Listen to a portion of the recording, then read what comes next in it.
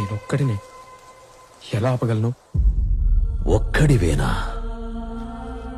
అరికాలు విదిలించి మహాసముద్రాన్ని లంఘించినవాడు. శతయోజన శతయోజన శరధినియోజన శర పరిలంఘన. రాక్షస సైన్యాన్ని మట్టుబెట్టి రావణుడి సింహాసనాన్ని కంపించినవాడు. హరిభాజన హరిభాజన హరిమద భాజన దశముఖ కంబన. చిన్న నిప్పురవ్వతో లంకా నగరాన్ని అగ్నిలో అలికినవాడు.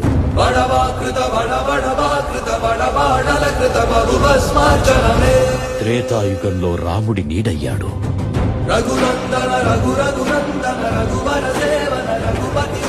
ద్వాపర యుగంలో కృష్ణార్జునుల రథకేతనమై గర్జించాడు.